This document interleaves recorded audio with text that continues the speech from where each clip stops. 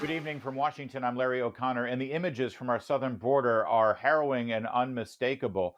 Hundreds of thousands lining up to enter this country illegally. It's about to get worse this Thursday when the Title 42 provisions that have been giving some fig leaf of ability for the Border Patrol to keep people out will be gone. So, what should we be doing about it? What can we be doing about it? Let's bring in the former Deputy Secretary of Homeland Security, Ken Cuccinelli, now a senior fellow at the Center for Renewing America. Thank you for joining us, Mr. Cuccinelli. Good to be with you, Larry, as always.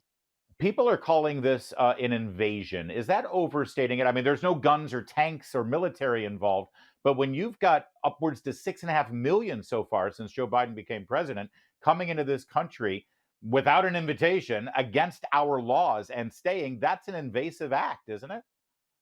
So, this is an invasion, and the guns and military equipment are being financed for the drug cartels in Mexico by the invasion. They are now reportedly making more money from human trafficking than drug trafficking.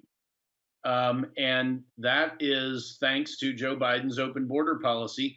And to your point, just so people understand just how bad this is, even without increases in the numbers coming to the border, this will double the number of people remaining in the United States because only Title 42 has resulted in any meaningful deportations at all. About half the people who have come across the border illegally have been returned back into Mexico up to this point, and that's been done under Title 42. And yet, as you described, Larry, we have so many people that have come in and stayed illegally after Joe Biden invited them in his presidency to literally populate the state of Indiana or to match it. Um, Yeah. and so when you combine taking down Title 42 and doubling the number of people who will remain illegally with the increased flows, you aren't.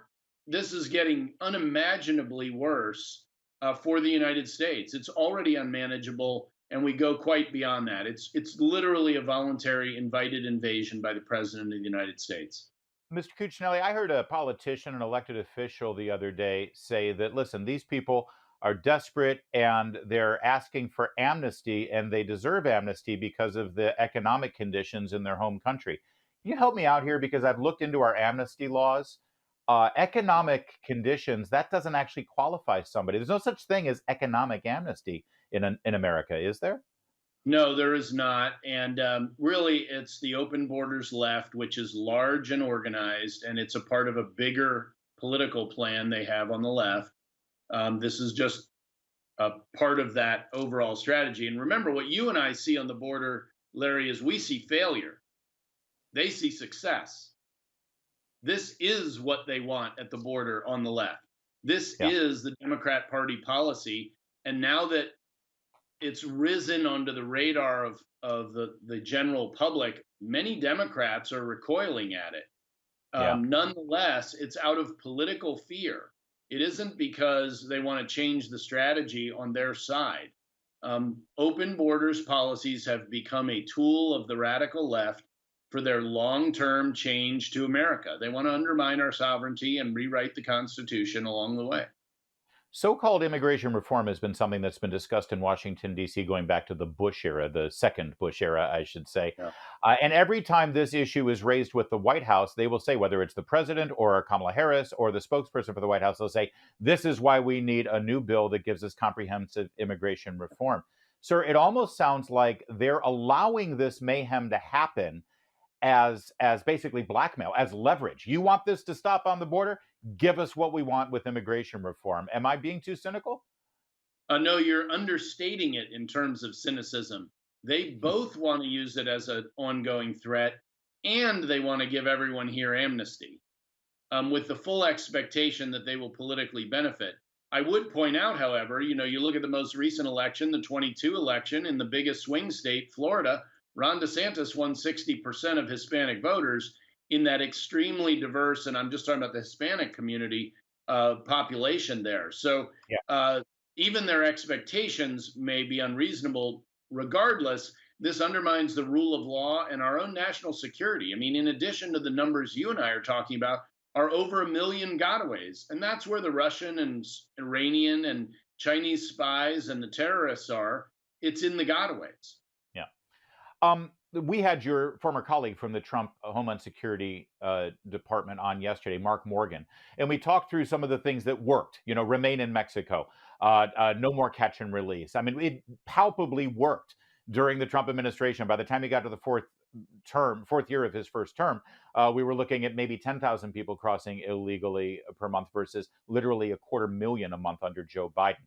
I'd like to ask you about another policy, and that is E-Verify. Right now, state by state is instituting E-Verify. You mentioned Ron DeSantis in Florida. They just signed that into law yesterday. This means that there's an E-Verify procedure where if you try to get a job and you don't have the right documentation and you're in the country illegally, you're out of luck and you won't work.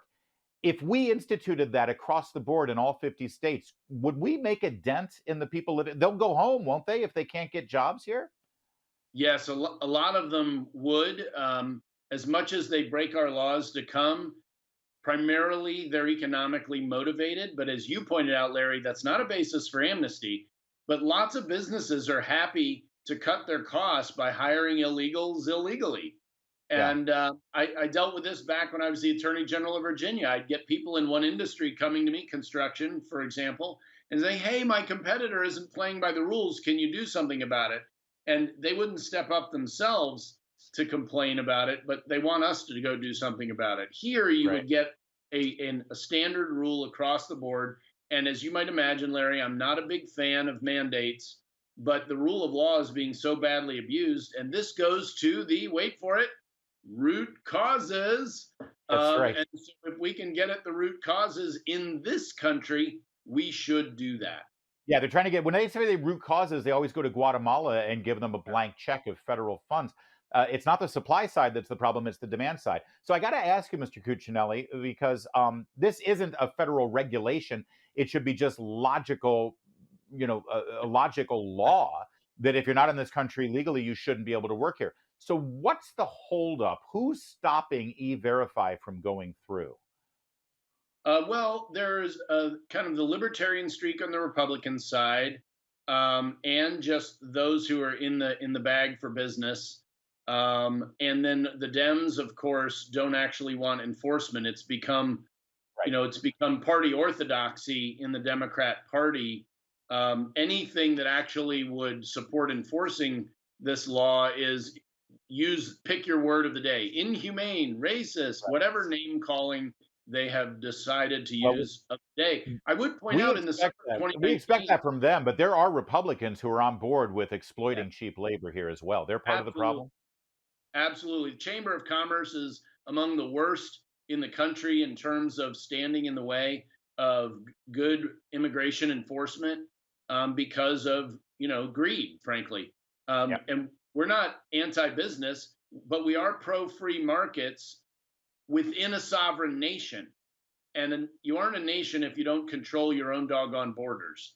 And right now, we have a president who has essentially told the world, come on in because I won't stop you, even though that is my job.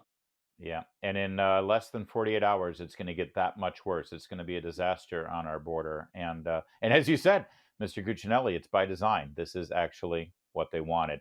We'll leave it there. He's with the Center for Renewing America. That's something we could use right now, Ken Cuccinelli. There's more to come on O'Connor tonight.